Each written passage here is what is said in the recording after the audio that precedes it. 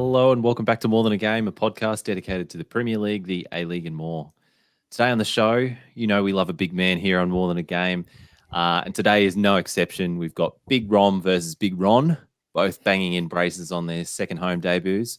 We've got big brain fades from Antonio and Tanganga, and big impact off the bench brought to you by the exquisite, exceptional, extraordinary Edward. I'm Colby, and I've seen way too many Optus Sport ads today. And here with me to tell you about which hair loss snake oil to buy and where to put on your soccer multi, we've got Damo and Jesse. Jesse, I know you love an obnoxious, repetitive ad on a streaming service in decline as much as anyone. How are you, mate? I mean, somebody is trying to sue Hungry Jackson. I just want to get to the bottom of it. I'm good. I'm always thinking good. My stream's broken.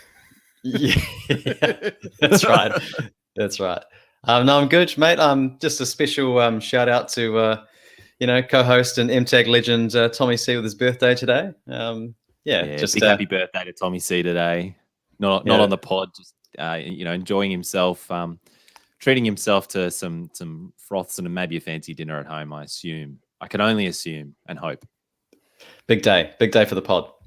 Another MTAG legend though, Damo, mate. You're here in today. You've got on, in Damo's outfit of the week. You've got on the '90s OG Ronaldo, it's like a wrestling T-shirt, isn't it? Yeah, it's great. With all the Ronaldo chat that's going on this week, I thought I'd remind everyone that there's only one Ronaldo, and he's Brazilian and he's large. He's big. He is big man.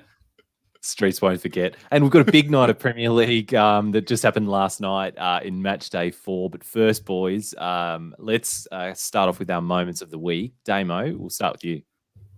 My moment of the week has to be Sheffield United finally scoring some goals. We'll go championship chat. Sheffield United scored 6 goals last night, which is something they haven't done in, I think, 7 years was the stat last night. And special shout out to... We haven't found a goal scorer. Obviously, that's a big reason we got relegated, Sheffield United. And a guy from the under-23s, Ilian Njai, got his first professional first-team contract he signed on Wednesday. He was rewarded with a start last night, and he scored 2 goals. So maybe we finally found a goal scorer. And it's feeling good, even though it was only against Peterborough, who going to get relegated. So we should be beating them. But it's good nonetheless. That's positive vibes. Positive what vibes. A moment, Damo. Any updates on Rian Brewster since we've last spoken to you about Sheffield? Same news. Still hasn't scored a league goal. I'll keep asking. I'm going to keep asking. You'll get the same answer all year, I think. I'm going to keep asking until we get a Brewster t-shirt like the one you're wearing. Like this, yeah. Jesse, what stood out to you this week? Mate, there's just too much. And you know that I'm a big fan of the Head and Shoulders 2-in-1 moment of the week. But this is actually a 3-in-1. I've got one of the moments of the week is Satan. For all the people out there that love demons and devils. It's been a big week for demons and devils. And as you can see, if you're watching the live stream, Damo's obviously had a big weekend with the demons, but then you jump across to the devils, and they've had a huge weekend with their talisman returning. So obviously that was pretty awesome to watch last night, even if you're not a United fan. But I think that segues into my second one, which is about Portuguese players just everywhere at the moment. If you went through all the highlights from last night, which we're about to do, obviously, just Portuguese players popping up on the score sheet or assisting or just being in the centre of play everywhere. It's a great time to be following Portuguese football because they're just there's a lot of players right in the middle of their prime. And the third one is Edward off the bench.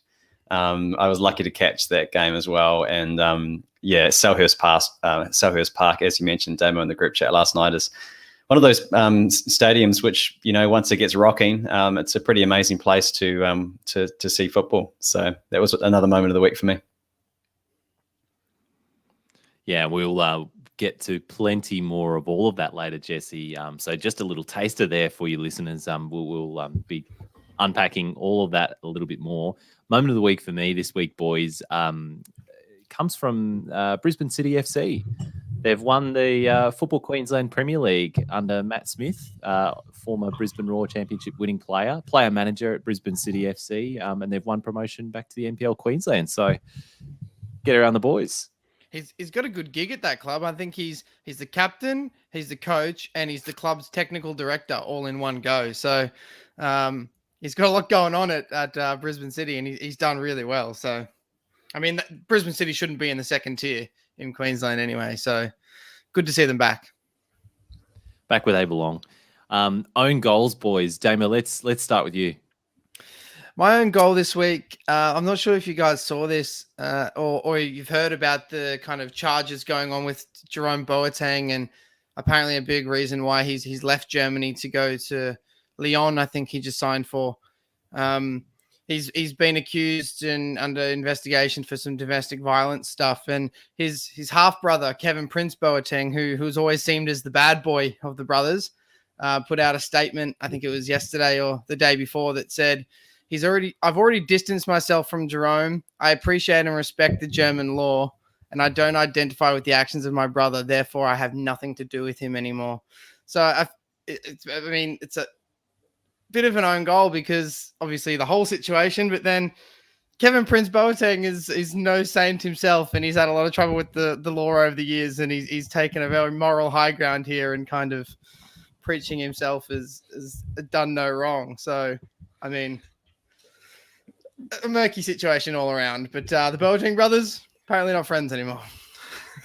Yeah, I mean, well, speaking of murky situations, obviously Ronaldo made his second debut in the Premier League, and that's going to be a big part of our show today. And that's a big undercurrent, and I guess this story's still kind of unfolding since a couple of years ago. He was accused of rape back in 2009, and there was a protest. I don't know whether you guys saw at Old Trafford. A banner flew in the air saying, believe Catherine Mayorga, I think was the name of the accuser. So, that's got a lot of people, feeling a bit conflicted about how we feel about these returning heroes and things like that in general. But I mean, that just has to be said, I suppose, whichever side of that you sit. For sure. That's a big own goal for sure. Mine was very light. It was the annoyance of this idea of a World Cup every 2 years constantly being brought up. It's just an absolute ball ache. It's never going to work. Just stop talking about it. And that kind of also is related to that whole standoff that we had between the FIFA, the federations, obviously, of these international players and the FA. That was just ridiculous that it went up to the last minute and so close to the games. And there was, obviously Liverpool had some Brazilian players affected, but players in other teams as well. Also on standby whether or not they can play for the week because FIFA's got sanctions, and it was just a complete mess. And it seemed really unnecessary. It's one of those things. Why can't you sort this out behind closed doors rather than in the media all week? That'd be my question. That'd be very unlike FIFA to do it that way. Yeah, too sensible. 100%. And then you've got Timmy coming out and plugging it, as one of our listeners reminded us when we were asking about big falls from grace in football terms. I don't know whether that's a fall from grace for Timmy or just par for the course, but of course he came out and backed this World Cup every 2 years. The visionary money man himself. I feel like he's almost checking every box that goes against what the majority of football public in Australia would like to see, and he supports the opposite. He's the real when we zig, Timmy zags. And I mean, I guess another little own goal from me, boys, as I was catching up on all the games on Optus Sports. Apart from the incessant and just bad ads. It's Optus Sports still not being in HD or 4K or I don't know, something that looks decent on any decent size TV or monitor. Unbelievable. I was just squinting watching it. I was just thinking, why have I bothered putting this up on a big monitor? I may as well just be watching this on my phone because it's.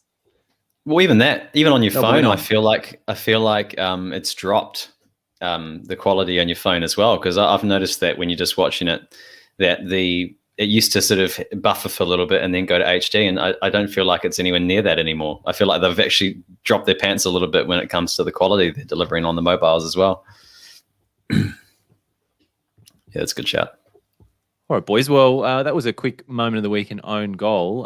Coming up next, let's get on to the match day 4 of the Premier League.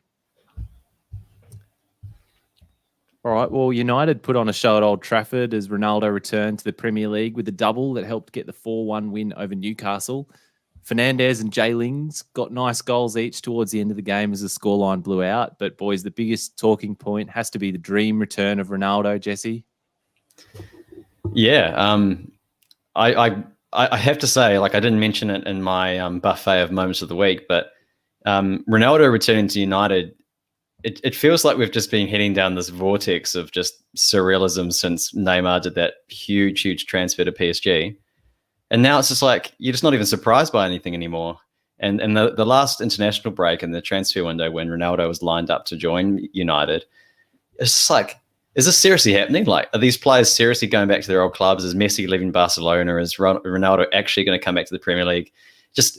I found myself watching it last night, and I'm not sure what you guys felt, but I just felt like I was still like, this just seems really odd. Like, it's obviously great for the fans, and United really needed an injection in the arm when it comes to morale at that club, I guess. But as far as like watching it as a neutral, I just couldn't really understand. It just seemed bizarre to see him back in United jersey so soon. Yeah.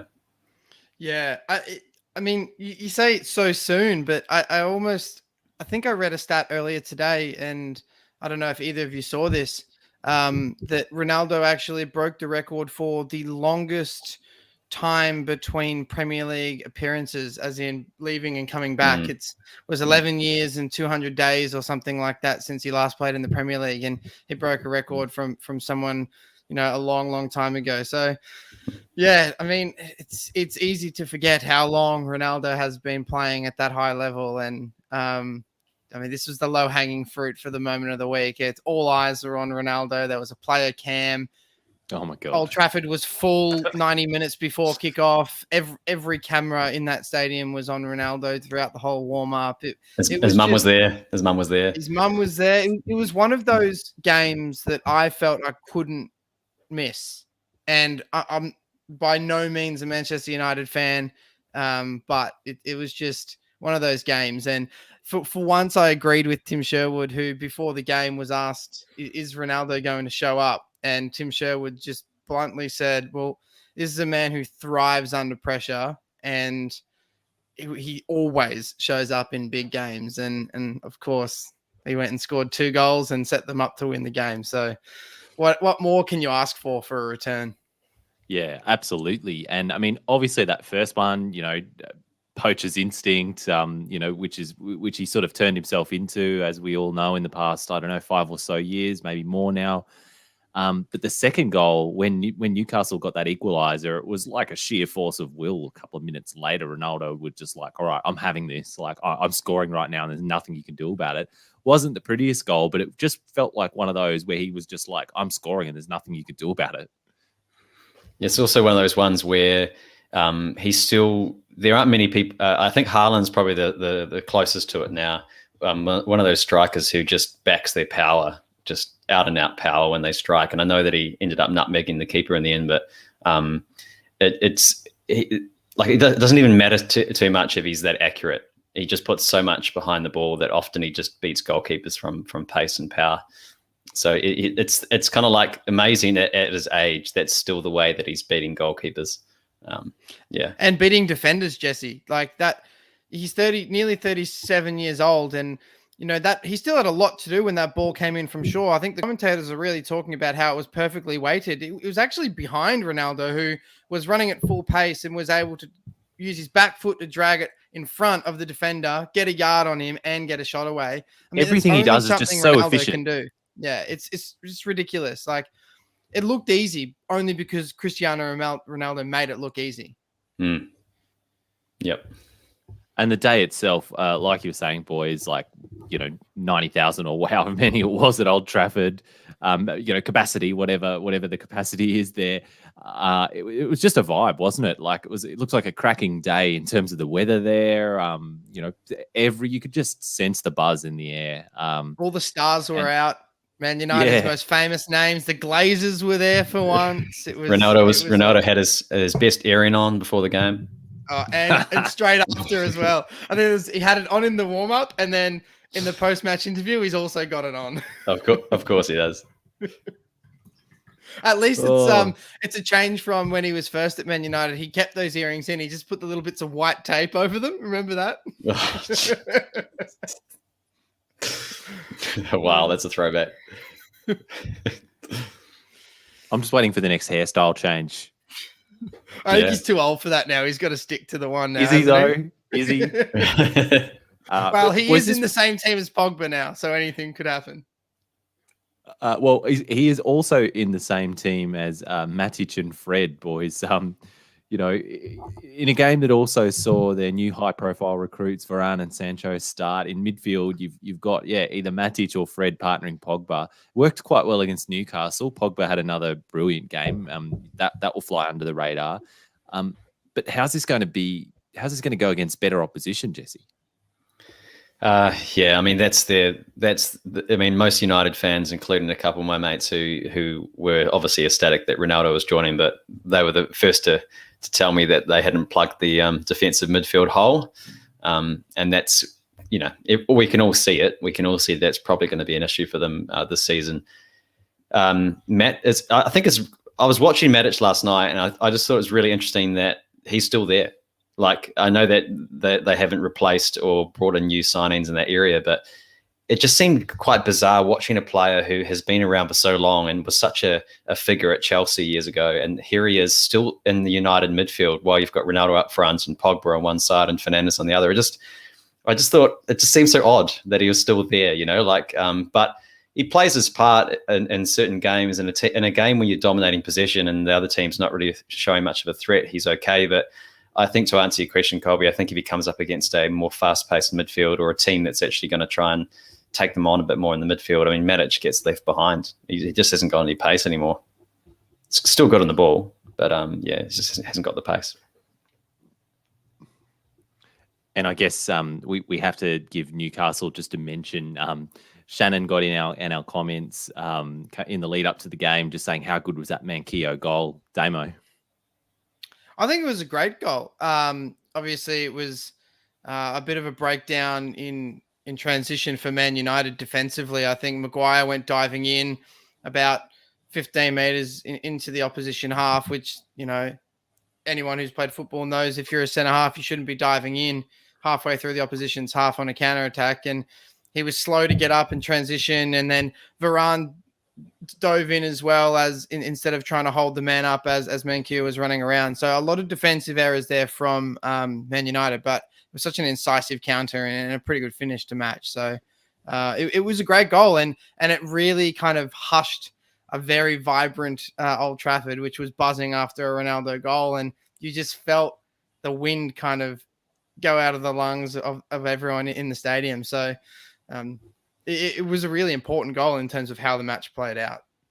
Yeah, because, I mean, 4-1 kind of flatters United in a way, given that Fernandes and Lingard goals came, in the 80th and the 92nd minute or something like that. So for much of the match, Newcastle were right in this. But that goal, the finish by Manquillo was calm for a fullback to just, get it and put it across goal. But how's Almiron on the breakaway, though, just skipping over one or two Manchester United players and setting it all up for Saint-Maximin to just lay it off for Manquillo. I just think it was a beautiful team goal in transition.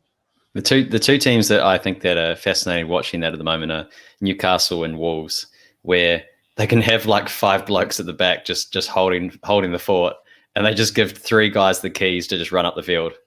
And it's just fascinating because there was times last night where there was it was Saint-Maximin versus like 5 blokes. And it was just like watching like street football and seeing how far he could get up the pitch. And further to your point, Damo, when Maguire dove in, at halfway, and Almiron got around him. It was like, especially considering that there was still plenty to do.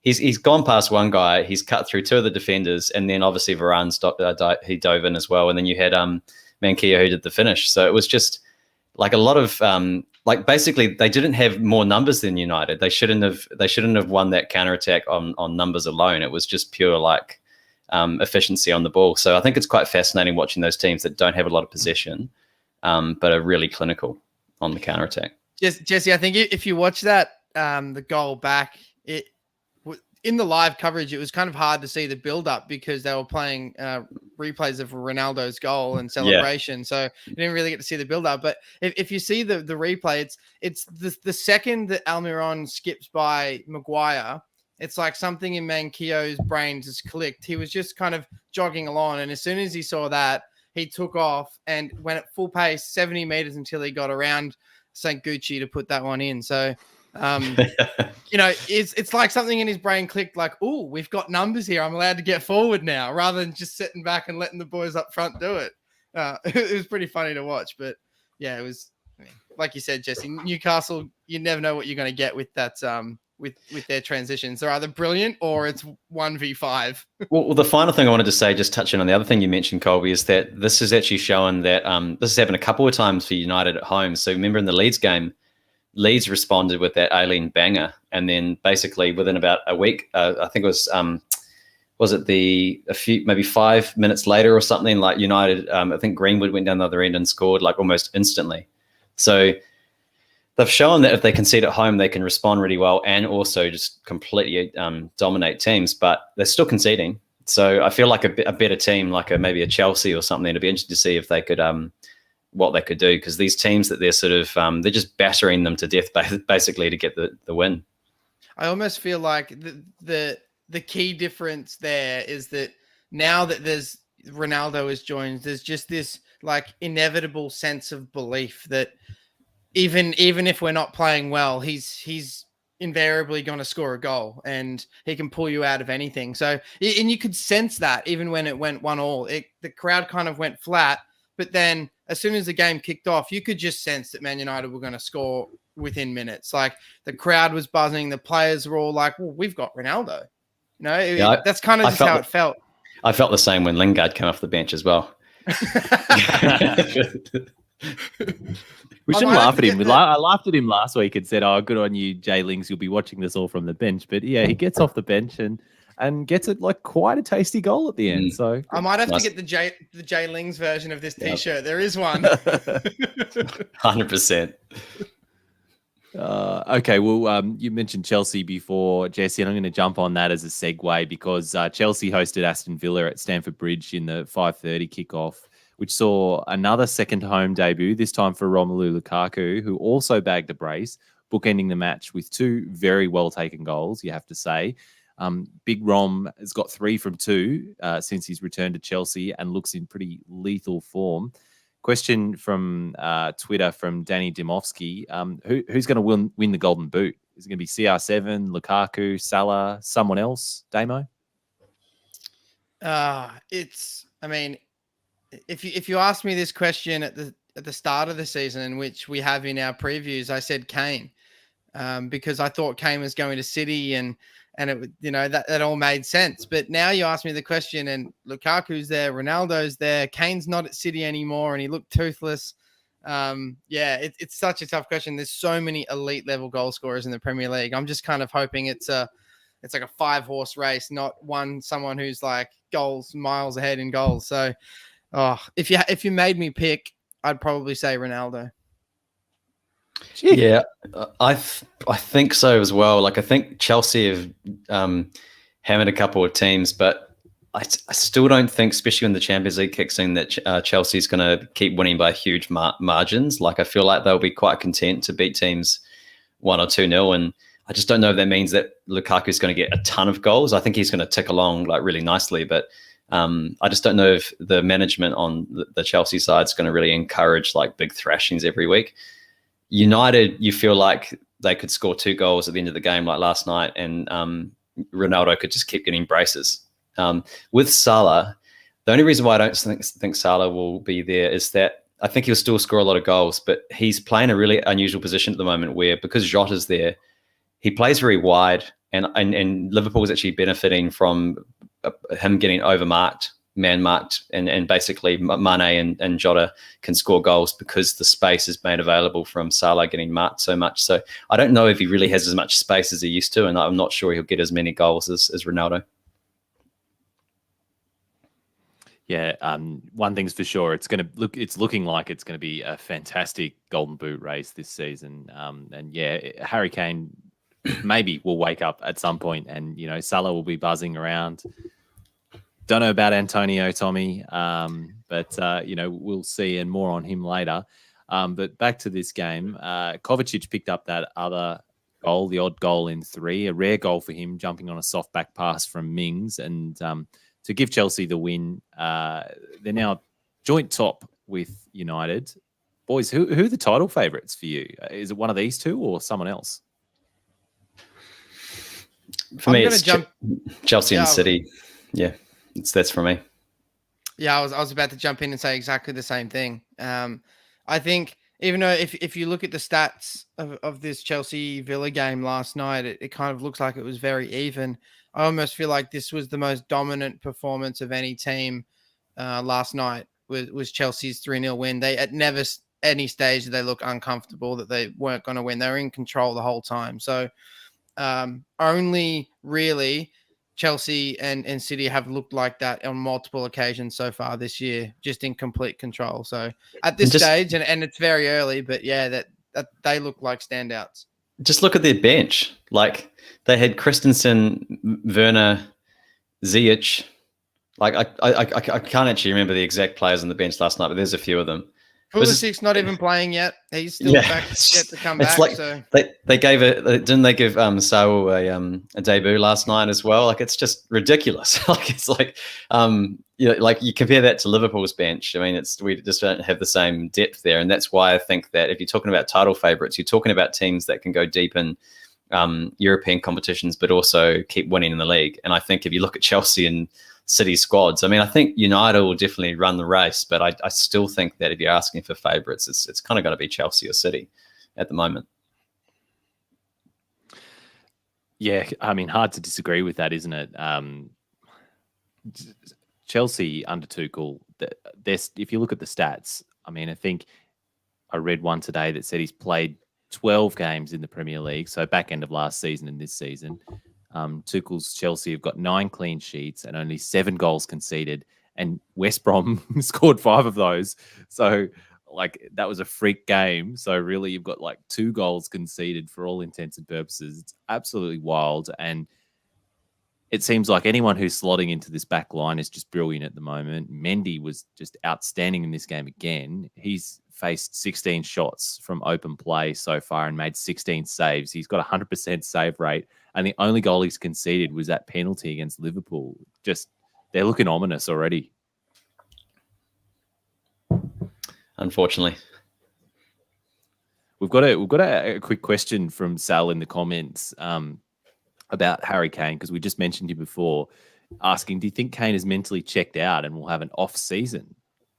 Boys, what do you reckon? I mean, obviously, he's been linked with other clubs sort of off and on for the past couple of years, but this one, was different, and it went really close, and he really wanted to move. So, do you think it's impacted him? This one hit different. I just think he was worn out. He had a great international break. He played brilliantly for England. He scored 3 goals in 3 games over the last 2 weeks, and he played every single minute for England. Came back and was expected to lead the line in a toothless Spurs side, which I'm sure we'll talk about. But I don't think Kane will check out. I think he's a consummate professional. He'll score goals regardless, and we've seen that. He's one of those players that he'll score goals, and he's also relying on scoring goals to get a move if that's what he really wants. So he's got a motivation on both sides for that. So I don't think there's any question that he'll score a lot of goals. Well, let's use that to segue on to Spurs then, boys. Crystal Palace got their first win over Tottenham in their past 12 meetings as Tottenham went down to 10 men. away at Palace. The big moment that changed this game was early in the second half. Tanganga and Zaha. Tanganga pushes Zaha over on the break as Zaha's trying to get around him. Zaha gets up, looks to take a swing at Tanganga. Minutes later, Tanganga then dives in on another player, gets a second yellow, and gets himself sent off. Boys, I'm just gonna go straight to Tommy C's question. He's got in the comments before the show and asked a question. Whose red card was silly at? Antonio or Tanganga? Obviously, the Tanganga one, he's lashed out at Zaha in frustration for Palace at not stopping the game after that foul on Moore at the other end, which was a bit silly because it wasn't a head injury and it was 0-0 with plenty of time to go. And the second one, a bit of a rush of blood to the head. And Antonio, in his game, his second yellow came from a reckless tackle at the end of stoppage time in Southampton's defensive half. So, boys, what do you reckon? It's like this is an experienced MTAG host asking that question because he knows that we can't win here because the definition of silly, it's silly to get red carded so early in the game because you've basically screwed your team to a loss. But it's also silly to get red carded at the end of a game for a second yellow when you've got minutes away from surviving and being able to play next week. So I think you can make an argument for both. But I think ultimately, if you had to push me, I think Tanganga's one just the whole game was cooked from that moment on. And he's a young player, and I mean you'd think he'd learn from this, but pretty chastening experience for him, especially at a really hostile away game. You don't want to get red carded in that fixture. Yeah, I think that's how I can separate how they're different. Is Tanganga clearly it was only minutes after the first little tussle he had with Zaha, and he clearly hadn't calmed down yet, and he went flying into another challenge. And it's like you said, Jesse, it's clearly just showing his inexperience. But Antonio, this is a man who's been playing in the Premier League for many years, and in the 96th minute of a game gets himself a silly yellow card. For me, that's actually more ridiculous than what Tanganga did. Tanganga was playing on emotion. Antonio just, what the fuck? It's just silly. Yeah. So he got us. I told you he'd get us. Tommy knows a curly question. After that sending off, it was only a matter of time before Crystal Palace would go ahead. There was a handball in the box by Tottenham, and who steps up to take it? But Zaha had to be him to put Palace in front. But then off the bench comes Edouard from Celtic, gets his debut and scores pretty much with his first touch, I think. And then in the 93rd minute, once more, gets in again and becomes the first player to score a brace on debut off bench since Aguero for City in 2011. Damo, how impressive was Frenchetti on debut? I don't think he really did anything outside of those two goals. Like, he had no kind of build-up play or anything. Obviously, if you score a brace, it's an impressive performance. But I think it just shows the clear difference between what he's going to do and what Benteke has been doing for the last 3 years. Is he got half a sniff at the goal and he swung a foot at it and it went in twice. Benteke tries to take 50 touches and line up the perfect shot and then gets closed down. And there's the difference right there. Is Edouard's desperate to score goals, and he has. So, I mean, you can't really say much else about his performance when he's won them the game like that. Must just be that pre-season with Ange. It's clearly shaped him at Celtic. 100%. I saw a really funny comment that was from clearly looked like it was from a Celtic fan on a BBC Sport post that said, "Oh, he's going to score bucket loads in that pub league in England." Well, we'll definitely have our eyes on him going forward, won't we? I want to hot love and emotion endlessly. Tottenham, meanwhile, were anonymous, particularly in the first half. Didn't register a shot, and obviously struggled after going down to 10 in the second half. Comment from the Tom Aldred fan page on Twitter: has there ever been a more fitting hashtag for a team's performance than Cry Tot? I love the hashtags. They just keep giving. especially when it's like new ass and that sort of stuff. Ass burn. Yeah, ass burn. Yeah. Yeah, no, I'm like, the thing is with Tottenham is that they've just spent the last couple of weeks just ripping Arsenal to shreds about their league position. And then, like, I mean, I saw somebody on Twitter, I can't remember who it was last week, who said Tottenham are due one of those come down to earth games. And, you know, lo and behold, here it is straight away. I mean, I guess you could say, you know, red card, but I think there was definitely an argument to say that Palace had the better of them before the red card anyway. So it may well not have affected the result in the end. Yeah. Palace were just dominant throughout, and particularly the first half an hour. Spurs, and I said Kane looked toothless, or he looked like he was playing a toothless side, and all the talk about Spurs has been their defense, right? And they ended the game with their 5th and 6th string centre halves playing because of all the issues with quarantining and then injuries, and Dyer went off, Tanganga got sent off. But for me, the issue for Spurs was their midfield. They had Winks, Skip, and Højbjerg in the middle of the park, and none of them looked like they had a good performance at all. And the questions were raised before kickoff: why are the 3 of them playing, and you've got Delhi playing on the wing and Brian Hill on the bench? Like, that was the time to get him into the game when Son wasn't there. You need that electric speed. When you set those three up, it's just like setting up 3 Chubb security guards in midfield, isn't it? Speaking of Chubb, Jesse, are we getting the fat filter out for Nuno yet? I think what are the rules around the fat filter? I mean, how many losses? Is it just one loss, or I feel like the fat filter is, if you lose, you get fat. If you win, we suck you back. Right. Okay. And it's any kind of fraudulent performance. Yeah, you get pumped up. That's why Arteta's looking like a balloon. A few little shout outs though, boys. Conor Gallagher, I want to shout him out again because he had another really great game. He was in everything, getting between the lines, getting around the box. Boys, is he destined to be another Chelsea loanee who has a great season for Palace and ultimately is beyond their reach, like Batshuayi and Ruben Loftus-Cheek?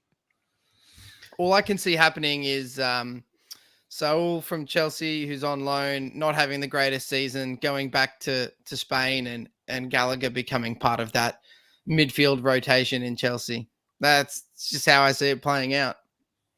Yeah, that would depend on Chelsea actually bringing youth into their first 11, though, which obviously they haven't got a great track record of doing. But I think the thing with Gallagher, though, Colby, will be where Palace finish. Because if Palace have a decent season, they might feel like they're in a position to actually say, hey, you're the main man here, come back for another season. And they're also, at some stage, they're going to get Eze back as well.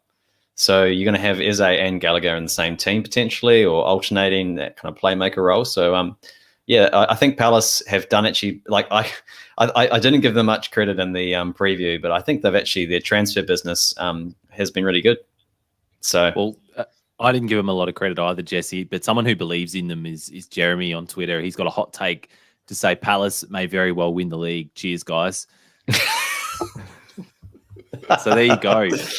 Jeremy, you're on the tapes now. We'll check in with you at the end of the season and see how we go. Jack McDonald says Paddy Vieira is still causing Spurs nightmares. As a Gooner fan, put it in the list of things you love to see. I think speaking of things I'd love to see is actually a Zaha version of that Ronaldo t-shirt you've got there, Damo. There is one. I can find it for you. Oh, brilliant. Just Zaha with like the creepy eyes. Like he's always got like those crazy eye looks. Like I just think that would go nicely with the vibe of the shirt. Yep. From one side of London to the other, boys, Arsenal managed to get their first win of the season. When they played Norwich, both teams were looking for their first goal and first points of the season. But it was Arsenal who jagged it with a narrow win through a tap in by Aubameyang after a scramble after Pepe hits the post. Only thing I want to discuss with you in this game, boys, there was a bit of I wouldn't say controversy, but a bit of confusion rather about this goal, because Aubameyang looked to be in an offside position when Pepe's hit it, or maybe it comes off Williams, we don't, or Pepe's legs, we don't know. Damo, how did you see it? I think ultimately the right decision was made, because that was the decision that was made on field, and there was no conclusive evidence to say that it was clear and obvious mistake. So I think that's how the process is intended. If it was clear and obvious, we'd be talking about, no, this is not a goal. So I think the process there has worked, although it took ages again, and there's a bit of a kind of subdued celebration. But I mean, at the end of the day, it was a goal, I think. What we need is an NRL-like system over the loudspeakers at the Emirates, where it's like, there's not enough conclusive evidence to overturn this. The challenge has been rejected. We've got a decision going to the board. and then they just need like the KFC bucket. Yeah, the KFC bucket. No try. Yeah. I think if it's too vague in that situation, I agree with Damo. I think, what can they do? They can't really overturn it if it's not conclusive. Norwich, meanwhile, they've lost 4 top flight games for the first time in their history, despite, I mean, in my view at least, I think they've been in most of these games. They've played well, and I think it's been fine margins. But, here we are, and they've lost 4 on the bounce now. But their young loanee from United, Brennan Williams, had an excellent game. Tim Krul made 2 brilliant saves to keep them in it. So, they're looking there or thereabouts. Other matches, boys, Southampton, West Ham. We mentioned the big talking point from this one being Antonio's late brain fade at the end. There was just not much else to report about this one. Chances very few and far between. Watford and Wolves. Wolves, aka this season's XGFC, have started to convert a few of their XG without necessarily looking dangerous just yet. Their first goal came via a very well taken own goal from one of the Watford defenders. Great finish. But Wolves finish it off with a debut goal for Hwang Hee-chan. Boys, anything to call out in this one? Just like the goal line scramble for Arsenal, there's another goal line scramble for that second goal as well. It's so messy. But you were saying about them not creating like too many chances.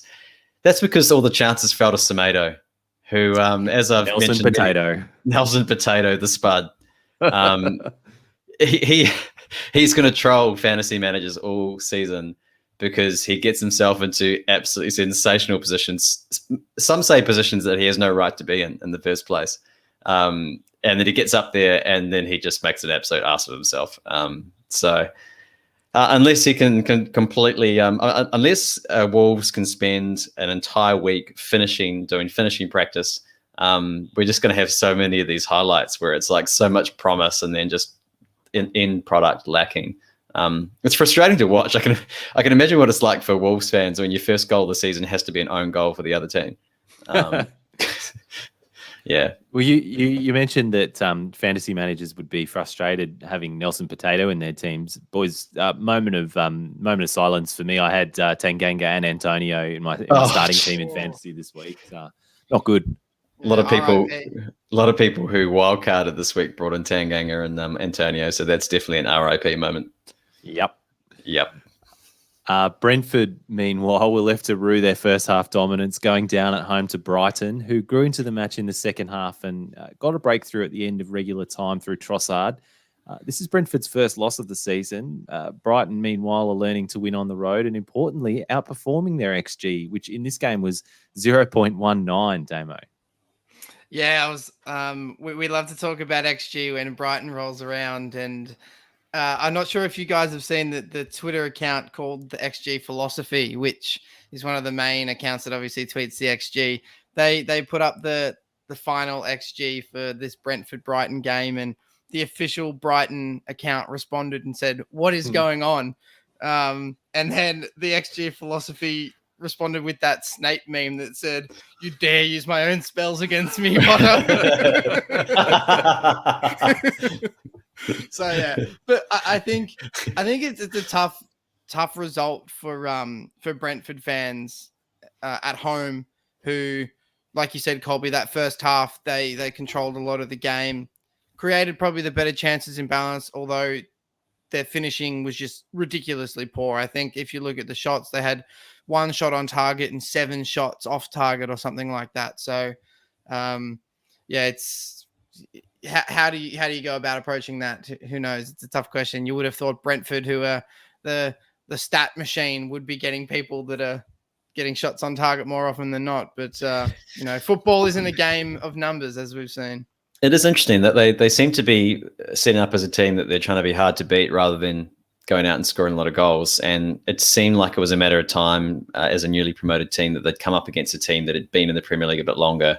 It was just a little bit more experienced. And, I know that Brighton only scored at the end of the game, but nevertheless, they're still not getting beaten by big margins.